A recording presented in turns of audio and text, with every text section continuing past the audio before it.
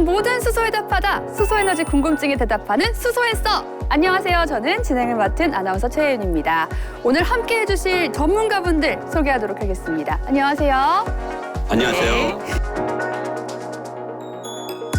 네, 오늘 우리 첫 시간이잖아요. 앞으로 이 세 분의 전문가님들이 수소란 무엇인지 설명을 해주실 텐데요. 저는 사실 문과라서 수소 학창 시절 아주 흐릿하게 기억만 남아있거든요.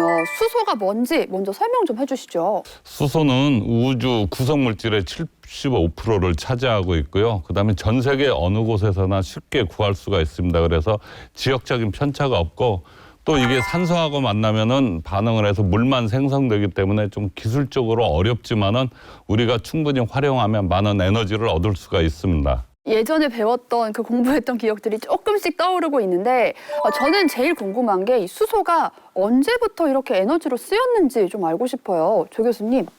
수소라는 원소가 처음으로 이제 발견된 것은 18세기 후반이고요.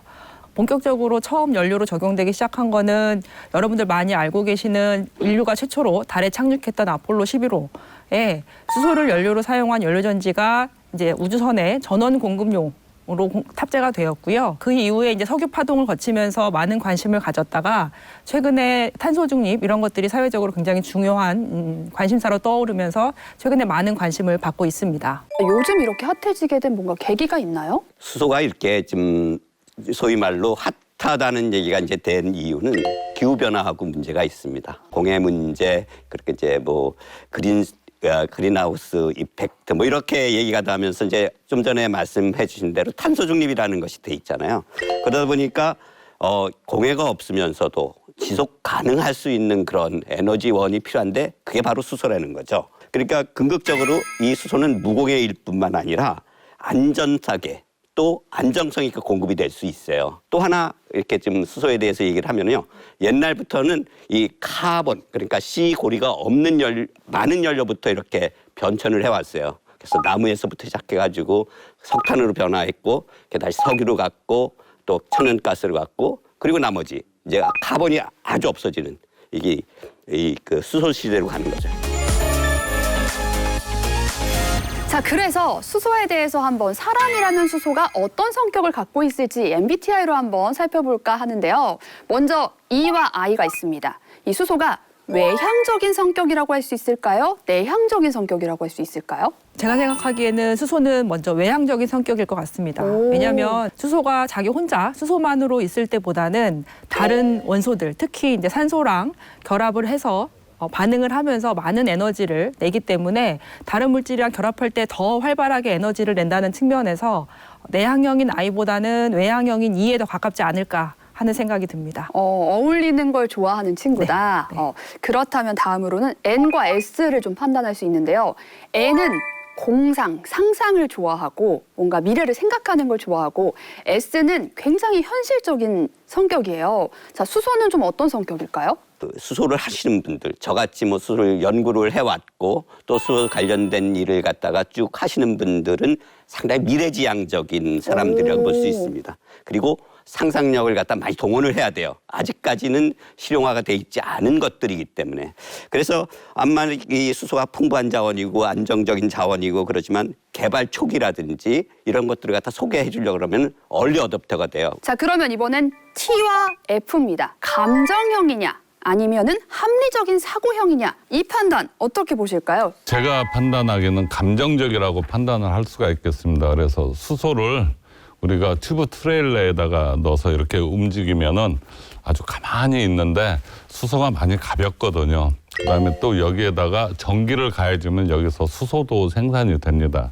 그래서 감정적이라는 거는 수소를 안전하게 관리를 해주면서 여기다가 저희가 전기를 싹 인센티브로 줘서 수소 좀 달라 그러면은 굉장히 많은 양의 에너지를 우리들한테 무조건적으로 공급을 할 수가 있게 됩니다. 그래서 상당히 감정적이라고 저는 생각하고 있습니다. 잘한다, 잘한다, 그렇죠. 잘한다 하면 더 네. 잘할 수 있는 네네. 그런 친구가 바로 수소다. 자, 그러면 마지막으로 J냐 P냐 이걸 판단할 건데요. J는 계획적인 사람이고요. P는 조금 좀 충동형이라고 볼 수가 있는데 J와 P, 수소는 좀 어떤 성격일지 우리 조 교수님? 네, 수소가 산소랑 반응을 한다거나 할 때 굉장히 이제 반응성이 좋아서 빠르게 반응을 하기 때문에 얼핏 충동형이라고 생각을 하실 수도 있을 것 같은데요. 제가 생각하기에는 수소가 다른 물질이랑 반응을 할 때는 굉장히 정해진 규칙에 따라서 딱 정해진 만큼만 정해진 순서대로 반응을 진행을 하게 됩니다. 그렇기 때문에 충동형이라기보다는 이미 계획적으로 행동하는 형에 더 가깝지 않을까 싶습니다. 그러면 자, 지금까지 나온 정보를 종합해봤을 때 이 수소는 ENFJ라고 볼 수 있겠네요. 네, ENFJ. ENFJ가 뭐냐?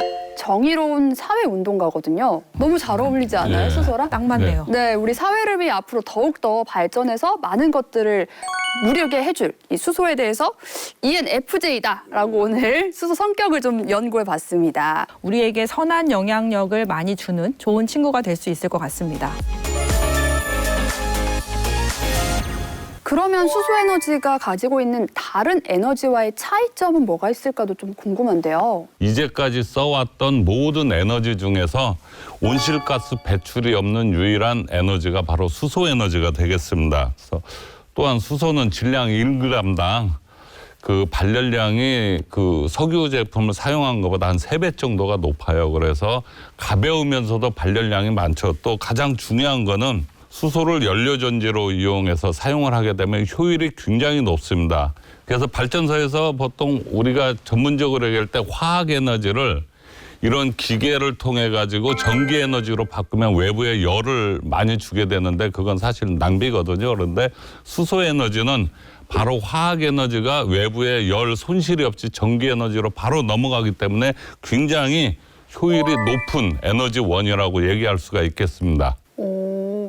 근데 수소도 결국에는 뭔가 우리가 에너지원으로 사용하려면 혼자서 모든 걸 할 수는 없잖아요. 추출하는 생산 과정이 필요한데 이 과정에서 뭐 탄소 배출이나 다른 화학물질 같은 게 좀 발생하지 않을까 하는 생각도 들긴 하거든요. 이전까지는 우리가 카본이 있는 물질에서 수소를 뽑아냈어요. 천연가스에서 우리가 수소를 뽑아내다 보니까 C가 생기잖아요. 거기에 이제 산소가 묻어가지고 CO라든지 CO2가 생겨요. 근데 그거는 우리가 그 CO2를 잡아내는 기술로 통해 가지고 우리가 완전히 없앨 수가 있죠. 궁극적으로 수소를 쓸 때는 아무런 그런 오염 물질이 발생하지는 않아요.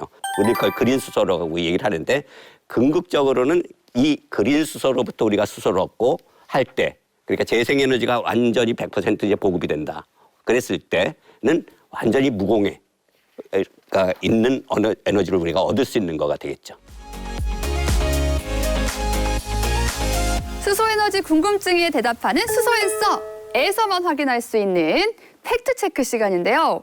이 시중에 돌아다니는 수소에 대한 다양한 소문들 진짜인지 아닌지 한번 판별해보는 시간을 이곳에서 가질까 합니다. 제가 질문을 드리면요. 세 분이 맞다면 O, 아니라면 X로 손으로 표시를 하고 답변을 해주시면 되겠습니다. 자, 그러면 첫 번째 질문부터 드려볼게요. 수소에는 색깔이 있다. O, X 들어주시죠. X.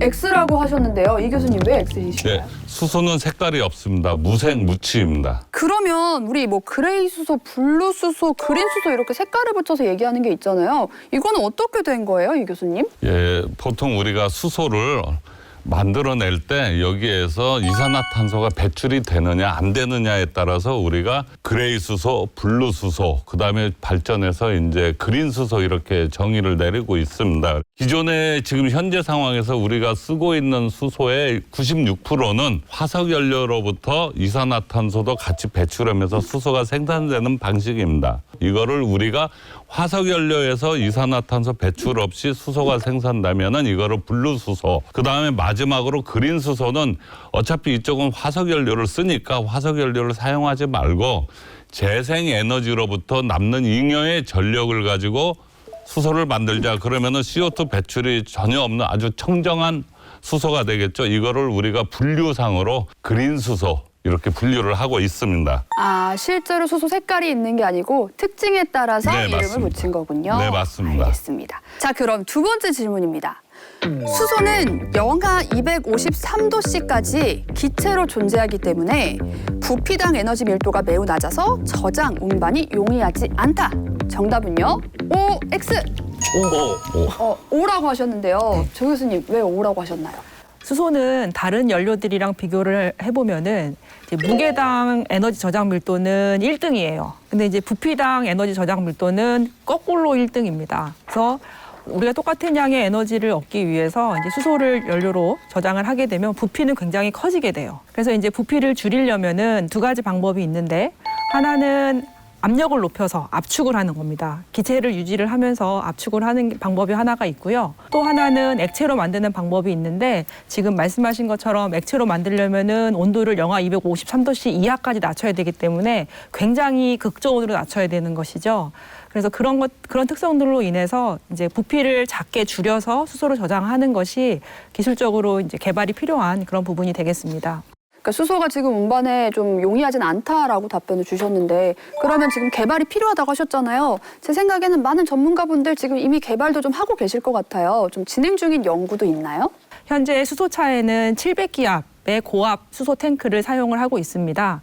그래서 여러분들 타고 다니시는 그 천연가스 버스 같은 경우에는 한 200에서 250기압 정도의 고압 탱크를 사용하고 있는데, 그보다 한 3배 정도 높은 압력의 이제 고압 탱크를 이용을 해가지고 거기에 수소를 저장하고 있다고 생각하시면 될 것 같고요.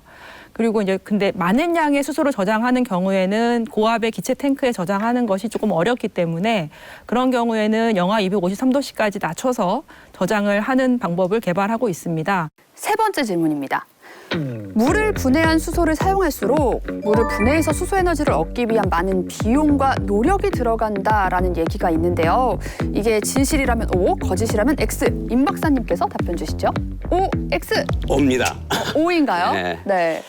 저는 세모라고 얘기를 하고 싶은 부분이 있는데, 지금 당장은 오지만 미래에 가서는 이게 X가 된다라고는 말을 전제로 내가 놓겠습니다. 전기는 여러분들도 아다시피 상당히 고급 에너지원이에요. 이걸 갖다 그냥 물 분해로 쓴다 하면은 수소를 만든다 그러면 사람들이 이해를 못하죠. 왜? 이 비싼 게 만든 전기를 갖다가 전기를 먼저 쓰지 그래서 왜 수소로 만드느냐, 다 이런 의문을 가지고 있거든요. 근데 우리가 생각할 때 우리는 수소는 재생에너지랑 같이 쓴다고 얘기를 했습니다. 근데 재생에너지라는 것은 역시 전기를 만들어내는데, 재생에너지에서부터 나오는 전기는 간헐적이에요. 구름이 있으면 전기가 안 나오고 해가 떠 있으면 전기가 나오고, 그게 수십 번씩 이렇게 왔다 갔다 해요. 그 재생에너지를 가지고 물 분해를 통해서 수소를 만들고, 수소를 액화시켜서 조금 전에 얘기했던 액화시켜서 가져온다든지, 우리가 그거를 이용해 가지고 수소를 쓰는 거죠. 그러니까 우리 기술, 우리가 이제 수전의 기술을 가지고 있다면 우리 기술과 우리 자본을 가지고 에너지 자립을 쉽게 할 수 있는 그런 시대가 옵니다. 그래서 저는 그때가 되면은 수소 가격이 싸지는 거죠. 네, 오늘 정말 수소에 대해서 첫 시간이었지만 다양한 이야기들을 좀 들어보는 시간이었던 것 같아요. 수소에너지 궁금증에 대답하는 수소앤서. 오늘은 이렇게 이 시간 마무리하면서 다음 시간에는 수소에너지의 활용에 대해서 좀 더 이야기를 나눠볼 건데요. 수소에너지의 모든 것을 알고 싶다면 여러분 구독, 좋아요, 알람 설정까지 잊지 마시기 바랍니다. 저희는 그러면 다음 시간에 다시 만날게요. 안녕!